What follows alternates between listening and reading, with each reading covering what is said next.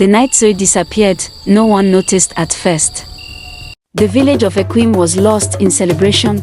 Drums thundered from the communal center, voices rose in ancient songs, and the fire pit crackled with warmth that drew everyone close. But warmth, Zuri had learned long ago, was only for those the village decided to love. She watched from the shadows beyond the baobab trees, where darkness pulled thick and merciful. Her wild hair caught the firelight, making her appear like a ghost caught between two worlds. Around her neck, faint symbols were painted in ash, marks the other children whispered about in fearful tones. Cursed, they called her. Not one of us. Tonight, the hunger was different. It wasn't the dull ache of loneliness she'd grown accustomed to. It was sharper, hotter, more alive. Zuri's fist clenched at her sides as laughter echoed across the village. Her sister Amara was in that circle, glowing with belonging, surrounded by friends who actually claimed her. The sight twisted something deep in Zuri's chest, not jealousy, not anymore. Something darker. With that feeling growing inside her, she turned away from the firelight and walked toward the forest. The elder found her at the sacred shrine just before midnight. Zuri hadn't known the old woman was following her, or perhaps she had, and part of her heart wanted to be seen one last time. The elder's skin was weathered like ancient bark, her eyes holding the weight of 100 years. "Child," the elder said, her voice soft but firm. "Turn back while you still can." Zuri's hands were trembling. She stood before the shrine's stone altar, where a single flame flickered, kept alive by rituals older than memory. "Why?" Zuri's voice was hollow. "Why won't they accept me? I was born here. I belong here." The elder stepped closer. "To be embraced, you must first embrace yourself." The words felt like a slap. Zuri's head whipped around, her eyes blazing. "I've spent 17 years trying to embrace myself while they looked through me like I was smoke. I'm done waiting for permission to exist." "Then you are lost," the elder whispered. "No," Zuri said, reaching toward the sacred flame. "I'm about to be found." The moment her fingers touched the fire, the world changed. It began as warmth, the embrace she'd always craved. But the warmth transformed into something else, power, raw and intoxicating, coursing through her veins like liquid lightning. Her eyes glowed amber, then gold, then blazed like the sun itself. The marks on her neck ignited with ethereal light. The elder staggered backward, fear flickering across her ancient face. "What have you done?" Zuri looked down at her hands and saw them surrounded by living flame that didn't burn, it sang. The forest around her seemed to hold its breath.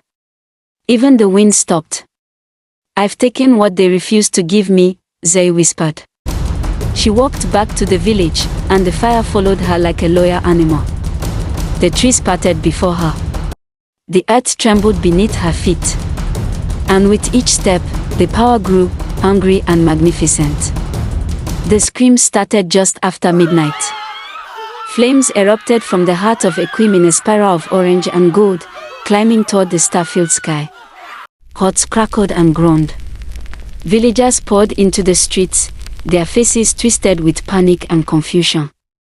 Zuri stood at the center of it all, a silhouette wreathed in fire, her hair floating around her head like it moved underwater, her eyes blazing with a power that made even the bravest villagers fall to their knees. "Now you see me," she shouted, her voice carrying an otherworldly resonance that seemed to come from everywhere at once. "Now you feel the weight of my presence." The flames obeyed her will, dancing and leaping at her command. A market stall collapsed. The elder's house began to burn. Villagers scattered like startled birds, desperate to escape the inferno their rejection had created. Her sister Amara stood at the edge of the flames, tears streaming down her face, hands outstretched. She wasn't running. She was running toward Zuri, toward the fire and danger and fury. "Please," Amara cried. "Come back." For a moment, Zuri's hands faltered. The power wanted to consume everything. It whispered to her about vengeance, about making the entire village burn until they understood what it meant to be alone, to be invisible, to be unwanted. The fire thrummed in her blood like a second heartbeat, urging her onward. But Amora's eyes held something the others didn't, not fear, not rejection, but recognition. Love. The realization crashed over Zuri like cold water. Her sister had always seen her. With a cry that was half scream, half anguish, Zuri slammed her hands together. The flames erupted upward in a column of light that reached toward the heavens, and then they vanished. She collapsed to her knees in the center of the village, the power retreating, leaving her hollow and gasping. The symbols on her neck faded from gold to ash gray. Around her, the fires died. The hut still smoldered, but the inferno had stopped. For a long moment, nothing moved. Then Amora ran through the smoking streets and pulled Zuri into her arms, both sisters trembling. "Why?" Zuri whispered. "Why come for me?" "Because," Amora said, holding her tight, "I see you. I've always seen you." Behind them, the villagers emerged slowly from the darkness, their faces bearing the weight of a terrible understanding. They saw Zuri now, not as a curse, but as a girl who had been crying out for help in the only way the village had made available to her. The elder stepped forward, her ancient eyes filled with sorrow. "We were blind, child. Forgive us." Zuri looked up at the faces surrounding her, faces that had looked through her for so long. The hunger inside her had quieted, but it wasn't fully gone. It would never fully disappear. But now, for the first time, it didn't need to consume everything to be sated.